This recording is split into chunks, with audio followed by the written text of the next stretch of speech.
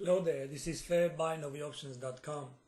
We are looking at the EURGBP pound at the start of the week. I'm talking about, of course, the 6th of October. And we are looking at the cross pair, as this is a cross with some bullish eyes. The falling wedge that we've discussed last week as well is, of course, broken to the downside. And this falling wedge goes with 5 different legs, if you want, or 5 different waves. 1, 2, 3, 4, 5, and now market is pressing or pressuring the highs on a possible consolidation. This would be our falling wedge, and the falling wedge has been broken, retested, and then price just flew higher. Now, what to look for next? Well, first of all, this falling wedge, like mentioned on the previous analysis that we've made here on fairbuynovioptions.com, this falling wedge has a 5-way structure, and the 5-way structure goes with this being the first wave, wave 1, then the second wave, the third wave, the fourth, and the fifth, either here or here. It doesn't really matter. It doesn't change anything. Let's say that the fifth is here. And then the move to the upside. So this would be completed here. Now, from this moment of time, we should look at the overlapping between the corrective waves. I'm talking about between the second wave and the fourth wave, and the overlapping is already there, given by the retracement that we had on last Thursday above 78.10.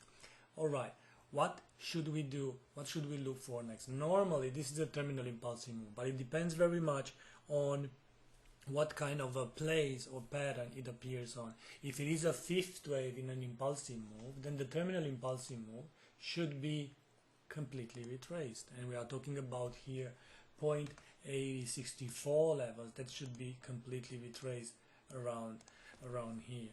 Now, we are trading here binary options, and we are not on the spot market, and therefore I wouldn't insist on or for the option to expire in the money. We don't need the market to go that aggressive. What the market is doing here is trying to break the highs here is 1, 2, 3 already occasions, and it's forming a simple, at least for the moment, contracting triangle that goes A, B, C, D, E, and this one is about to break higher.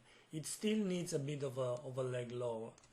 It still needs a bit of a retracement in here before moving up, but nevertheless it looks all right. So what I would do here on the EURGBP pound is to buy call options, and we need here 1 week expiration date no matter what.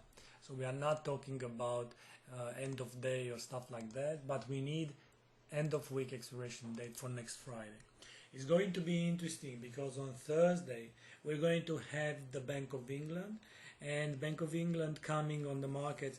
It means that the expectations there are for a non-event, if you want. So the asset purchase facility to stay as it is, the interest rate to stay as it is, and on Bank of England, when nothing is changed or nothing changes, then basically we'll have no press conference. I would still say again that this terminal impulsive move needs to be retraced, so we will stay on looking for the upside. So let's write here on the screen that the plan is to buy call options with end of week expiration date, as this market still needs to move again, still needs to move to the upside for the pattern to be eventually completed. What does it mean? It means that the falling wedge needs to be completely retraced, so more bulls to join the party. Thank you for being here. This is fairbuynovioptions.com. It is an analysis that comes after a bullish pattern, after a reversal pattern, the falling wedge, and now we should just look for continuation in a week in which should be interesting based on both FOMC minutes and on Bank of England on Thursday. Thank you again, and bye bye.